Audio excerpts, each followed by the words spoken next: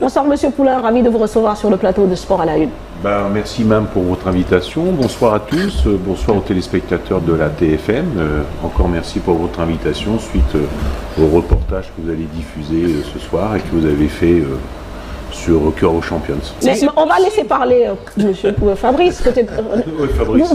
Vous devez être un peu sensible à ce genre de choses parce que vous avez une structure sportive, vous savez qu'il y a parfois des difficultés, il faut aller démarcher les partenaires. Donc c'est le genre de sujet qui doit vous interpeller. C'est le genre de sujet qui nous interpelle, mais bien sûr. Mais de toute façon, la chose, je pense qu'il faut prendre la chose par le bon bout. Il faut avoir d'abord des résultats, et les résultats attirent les médias. À partir du moment où il y a des médias qui couvrent des événements, qui couvrent des athlètes, des équipes, obligatoirement les marques sont intéressées. Donc en fait, moi ce que je souhaite, c'est que par exemple l'équipe des douanes gagne. Et à ce moment-là, il va y avoir un éclairage particulier qui va être fait par la TFM et vos collègues ou voire concurrents. Et les marques vont se dire, ah, j'ai tout intérêt à accompagner telle équipe, tel club, parce que je vais avoir un tout petit ROI. Parce qu'en fait, c'est le retour sur investissement qui compte. Mais déjà, la partie de visibilité sur les maillots, la panoptique, les annonces micro, les programmes. Et puis après, la presse aussi papier. Moi, je suis issu de la presse papier et j'adore lire les journaux. Tout ça, en fait, c'est ça. C'est la mécanique qu'il faut mettre en place, c'est avoir des équipes bien constituées, qui gagnent des titres, qui, bien sûr, ont un engouement populaire, mais qui peuvent attirer les médias. Et une fois que les médias viennent, il y a une couverture médiatique, donc il y a de l'audience. Et qui dit audience, dit après les marques sont intéressées. Donc les médias jouent un rôle central en fait dans tout ça. De ce côté-là, déjà, je pense que ça se passe bien parce que l'AS Douanes, en 3 participations, elle a réussi à se qualifier à 3 reprises. Si, à 3 reprises. Et en étant vice-championne d'Afrique en titre, parce que cette équipe qui avait joué l'année passée la finale au Rwanda. Donc ça veut dire qu'ils savent, ils connaissent le chemin. Peut-être que s'ils se renforcent davantage, pourquoi pas, ils peuvent aller chercher le titre. Mais alors moi je me permets juste de poser deux choses, deux postulats. Il y a les Jeux Olympiques de la jeunesse qui vont avoir lieu en 2026. C'est la première fois que l'Afrique va accueillir un événement olympique. Après la Coupe du Monde de football en Afrique du Sud, il y a déjà 14 ans.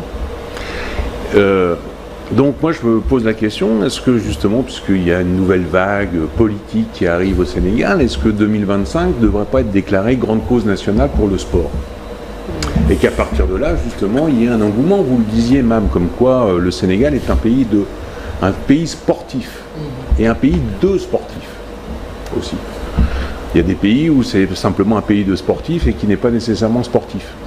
On peut le voir tous les soirs sur la Corniche ou ailleurs, ou même dans des aires où on n'a même pas idée, où il y a des jeunes qui font du sport aux échangeurs de la VDN ou ailleurs, et je ne suis pas sûr que ce soit le meilleur endroit pour pouvoir respirer, mais néanmoins c'est comme ça qu'ils font du sport. Donc première chose, peut-être que 2025, le sport, grande cause nationale, pour au moins accélérer les choses pour Dakar 2026. Et puis moi, une question, vous parlez de sponsoring, mais il y a son petit frère qui peut être intéressant, c'est le mécénat.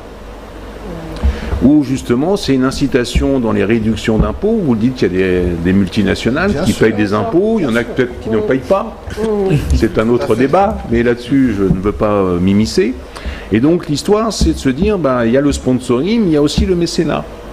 Et le mécénat, il y a des réductions d'impôts, il y a aussi du mécénat de compétences, parce que l'intérêt aussi c'est que ces sportifs de haut niveau ils puissent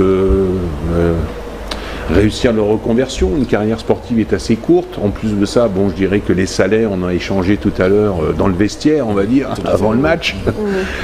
C'est pas des salaires mirobolants. Donc obligatoirement, il faut préparer à la fois sa reconversion professionnelle, soit en tant qu'éducateur, sportif, entraîneur, ou alors après dans d'autres métiers. Voilà. Merci Fabrice. Avec plaisir. Yokobok. On va faire la transition et parler justement de Cœur aux Champions, une salle de boxe que vous avez ouverte il y a 6 ans de cela. Je vous propose de la découvrir, cette salle, de voir le travail effectué par les athlètes. Ces derniers parlent de leurs ambitions et de leur motivation à pratiquer ce sport chez Cœur aux Champions. Donc la tête d'affiche est bien sûr Djarga Baldé. Mais derrière, il y a d'autres champions qui ont envie de réussir de belles choses. Suivons cet élément. On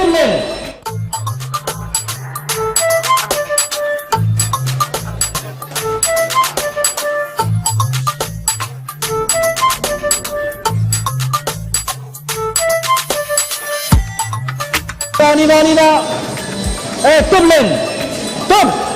Saute. Merci.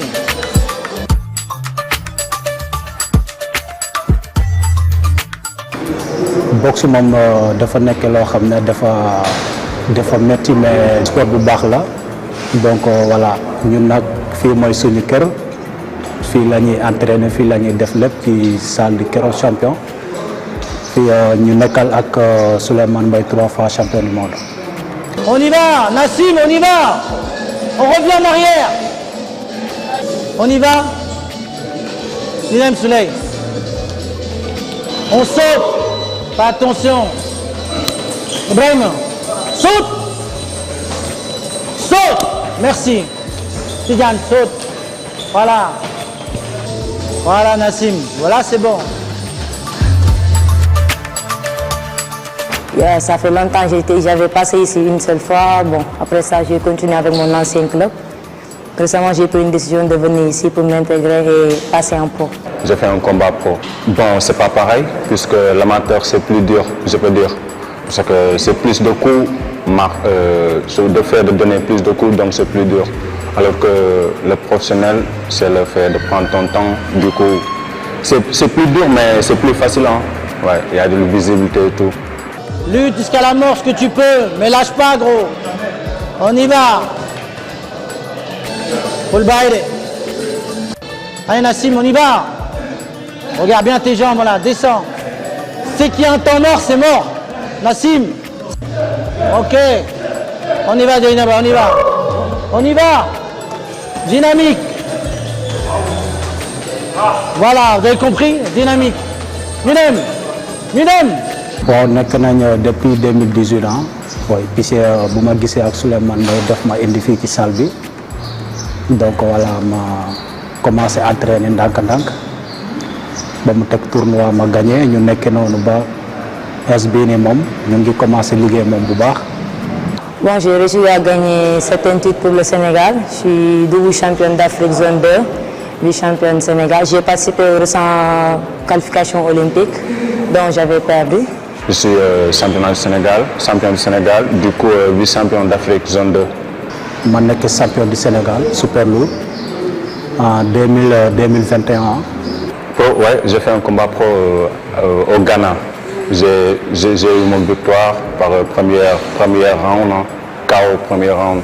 Si on même fait les qualifications olympiques, c'est ma première fois de commencer les qualifications olympiques. Bon, il y a la finale, ma perte finale. Après ma dem Italie, il faut tamit premier combat de ma perte. Légui ñu né dafa des Bangkok. Comme ça ñu dem fofu nonu tamit ñu tente war sens. Quand ça devient difficile, c'est là que ça joue. Le physique, il est mort. J'ai aucun problème. Maintenant, c'est toi et toi-même. L'autre, il est fatigué pareil. Si on y va avec la force, c'est 50-50.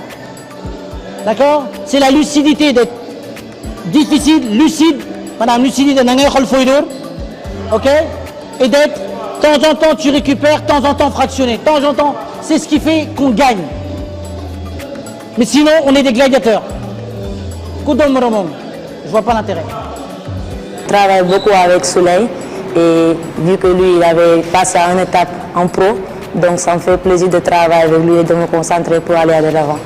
Bon, j'aimerais être un grand boxeur, un star, gagner des trophées reconnus partout dans le monde, tu vois, des titres, ouais, voilà. Mais moi, ça m'apporte l'humilité, le respect, la droiture. Et il faut être humble aussi.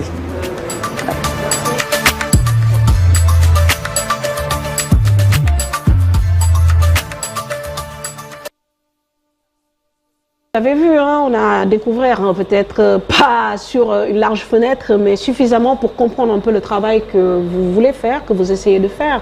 Donc vous parlez de la boxe comme de l'école de la vie. En tout cas, c'est Une assertion du champion du monde qu'on voit ici, Souleymane Baye. Souleymane Baye, c'est un bel exemple d'un homme qui a voulu rendre à la terre de ses ancêtres ce que les parents lui ont appris en France. Et donc il y a 6 ans, on a décidé, enfin il y a même plus longtemps que ça, mais il y a 6 ans, on a ouvert les portes de Cœur aux Champions avec une vision, c'est-à-dire d'amener un Sénégalais, on espère, Inch'Allah, au titre suprême de champion du monde de poids lourd et de marcher sur les traces de Battling Siki. Ça fait 100 ans déjà qu'il a battu Georges Carpentier. Et donc en fait, on en parlait tout à l'heure, on a commencé par le commencement, c'est-à-dire des infrastructures. Et sans vouloir manquer de modestie, je pense qu'on a une salle de boxe digne des standards qu'il peut y avoir peut-être au Maroc d'ailleurs, mais qu'il y a en Europe, aux États-Unis, en Russie ou dans les pays baltes ou ailleurs. Et donc on a commencé comme ça, et puis maintenant en fait on a une équipe de 4 boxeurs professionnels, boxeurs, plus une future boxeuse professionnelle. Voilà. Alors justement. Et donc l'idée c'est d'amener ces Sénégalais le plus haut possible. Les 4 boxeurs dont vous avez vu en fait 2 pour l'instant sont box-rec, c'est-à-dire qu'ils sont rentrés dans le classement qui est l'équivalent de l'ATP pour le tennis. Et donc en fait ils ont tous des victoires. Il y en a encore eu le week-end dernier. Donc en fait au fur et à mesure on va participer à des galas de boxe professionnelle avec, en espérant qu'il y en ait un qui puisse avoir une ceinture mondiale dans quelques temps ou dans quelques années. Ça peut aller très très vite. Ça peut aller vite, justement. Mais par contre, ils compétissent à la fois en professionnel et en amateur. Oui. Alors en amateur, quand il y a des compétitions, il faut rendre hommage à Mamoun Sen qui, il y a 3 ans, a relancé la boxe parce que pendant 37 ans, il n'y avait pas eu de championnat amateur. 37 ans sans un combat de boxe officiel pour une ceinture. Et puis Diarga Baldé a gagné, et puis depuis il est passé professionnel, il a 5 combats, dont 3 victoires et 2 KO et 2 nuls. Et puis les autres ont 1 victoire ou 2 victoires, soit par KO aussi ou largement au point. Donc l'idée elle est là. Mais c'est du travail, c'est de l'investissement. D'un autre côté, on en a une trentaine de boxeurs amateurs qui viennent, qui s'entraînent, qui participent, y compris des licences ou pas, mais c'est compliqué, parce que... Mais du coup, en fait, vous avez aussi choisi, vous, en tant que structure, de rémunérer vos boxeurs professionnels. Oui. Alors c'est un choix. Ils ne font que ça. C'est un choix. Oui, c'est un choix parce que le principe, quand on veut devenir boxeur professionnel, c'est de travailler, ou quoi qu'il arrive, c'est d'être dans les meilleures conditions. Donc on n'a rien inventé, on a simplement vu, et sachant ce qu'on doit faire, c'est dans le foot. Vous avez Diambars, Génération Foot, vous en avez d'autres. Et nous en fait, on a pour l'instant 2 autres boxeurs qui sont logés à Ngor, là pas très très loin, nourris, pris en charge médicalement. Et plus après tout ce que peut y avoir pour les nourrir, et puis on leur donne aussi de l'argent pour pouvoir soit en donner un peu à leur famille ou même eux s'habiller, mais on prend en charge tous les soins médicaux. Donc on a aussi besoin de sponsors, même s'il y en a qui nous suivent depuis le début et on les remercie. Je ne vais pas les citer parce qu'après ça pourrait être considéré comme de la publicité, mais vite fait. Il y en a un qui est sponsor de l'émission. On a Petrosen, oui, on a Eiffage aussi. Je vois que vous êtes très, très observateur. Oui, Petrosen et Eiffage qui nous suivent. Et puis on a aussi une femme qui est très impliquée parce qu'il y a son grand-père qui est un ancien champion qui est Monsieur Dione. Donc Célia Cissé à travers son agence de marketing. C'est l'ancien sélectionneur Non, l'ancien boxeur, Dione. Oui, mais il y en avait un sélectionneur, John. Oui, mais dans les années 50, 60. Non, mais même après, au-delà, jusqu'aux années 80, au stade Iba Mar Diop, parce qu'il y avait des soirées de gala. Mais j'étais pas là. Oui, mais c'était tous les vendredis en fait. Oui, je sais, tous les vendredis il y avait ça. Voilà, c'était ça la boxe. Donc au Sénégal, c'était tous les vendredis soirs. Il y avait de la boxe au stade Iba Mar Diop, c'était là où il y avait un ring. Et donc, on en a sorti aussi des champions à l'époque, qui ont eu à participer aux Jeux Olympiques. Donc, il y a le plus récent, en dernier, c'était Gambi Keita qui habitait juste à la rue 11, en face du stade Iba Mar Diop. Et lui aussi, il a été champion d'Afrique de boxe. Et c'est vrai qu'aujourd'hui, quand on voit que la boxe est relancée, on se dit comment vous faites. Parce que est-ce qu'il y a des championnats dans la sous-région ou quand est-ce que il y a des compétitions? Est-ce que c'est... Alors justement, la boxe, c'est un peu comme le cyclisme, c'est-à-dire que quelque part, on est indépendant. Je m'explique. C'est-à-dire que nous, on a une association sportive, l'Académie Souleymane Baye, on entraîne les boxeurs, après ils ont une licence professionnelle, mais ce n'est pas la fédération qui organise des combats professionnels, ce sont des promoteurs, comme les courses cyclistes, ou comme la lutte, un bon exemple. Donc voilà, donc en fait, nous, on dépend justement des combats, des organisateurs de galas au Sénégal, comme en Guinée, comme en Angleterre, comme en Allemagne ou aux États-Unis. Et sinon, comment vous faites pour avoir des combattants à votre disposition? Vous faites de la prospection ou bien ce sont eux qui viennent taper à la porte? Des combattants, c'est-à-dire qui viennent chez nous? Des boxeurs, ouais. C'est-à-dire que, sans vouloir encore manquer de modestie, on a quand même un triple champion du monde de boxe qui est là.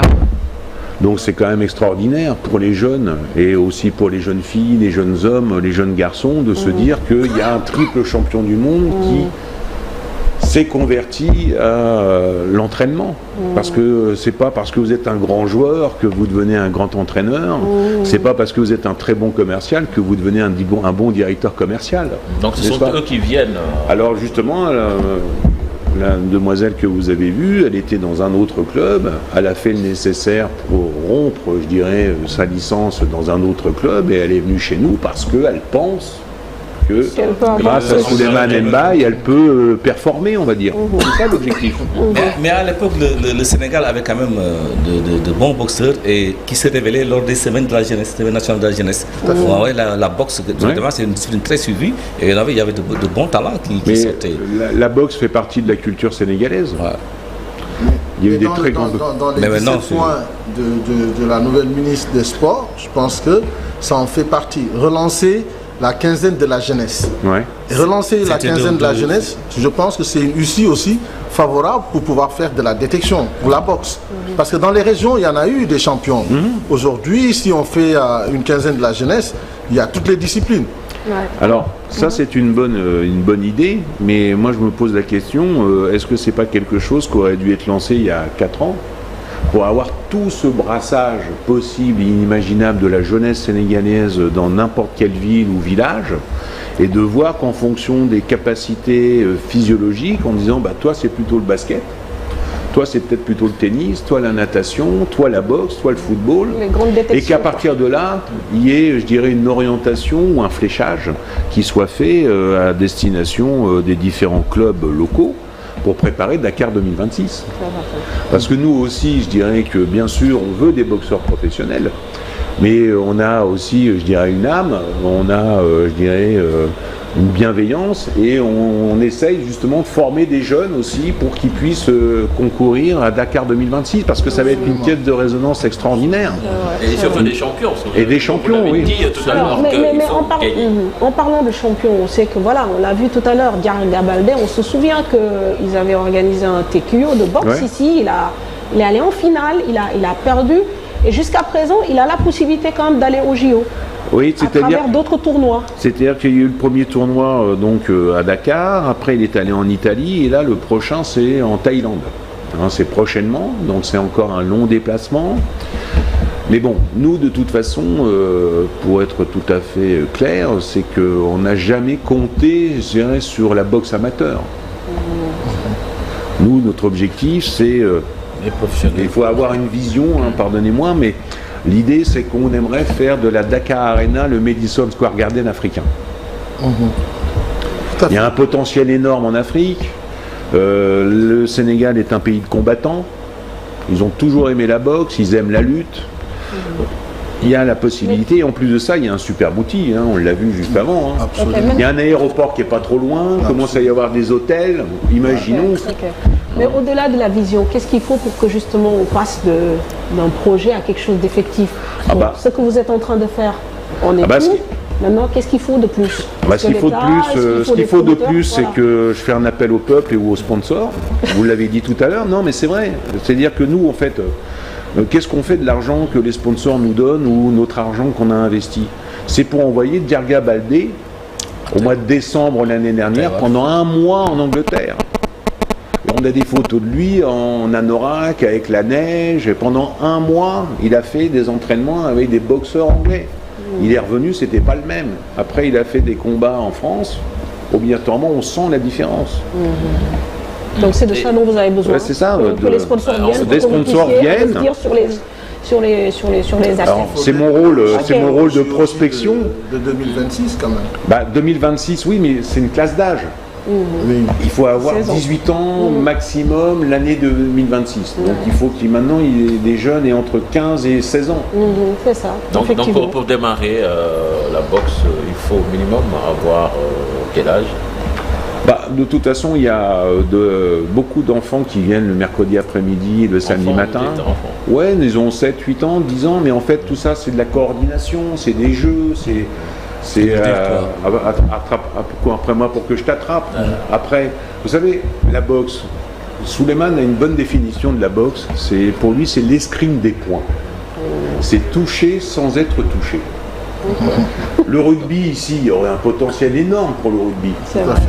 En Nouvelle-Zélande, je crois, sauf erreur de ma part, en Nouvelle-Zélande, jusqu'à 13 ans, il n'y a pas une mêlée en rugby. Le squelette n'est pas fini à 13 ans. Donc ils font que du touch.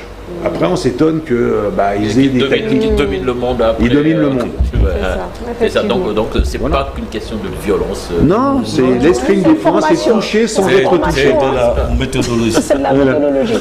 Alors pour terminer, parce que... Oui, je ne veux pas monopoliser toute la soirée. Non, mais c'est super intéressant. Alors Mam, merci d'être venu pour faire le reportage, mais aussi la bonne information, c'est qu'on a majoritairement des femmes qui viennent en tant qu'adhérentes ou pratiquantes.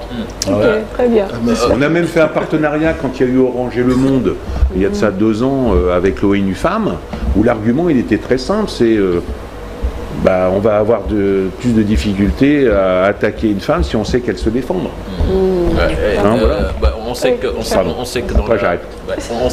dans la lutte sénégalaise, la boxe quand même, il prend une partie importante. Est-ce que dans la boxe, dans la lutte sénégalaise, est-ce que vous accueillez des lutteurs qui viennent perfectionner la question, on en parlait tout à l'heure dans le vestiaire, on va reprendre un terme sportif. Il y en a beaucoup qui sont venus chez nous, on n'a pas du tout communiqué dessus. Ils se sont rendus compte qu'une séance d'entraînement avec Souleymane Baye de boxe était fantastique, mais après, c'est toujours, comme on dit ici, le rallye. Voilà. mais pourtant, quand tu vas faire une préparation en Europe, mais tu payes. Oui.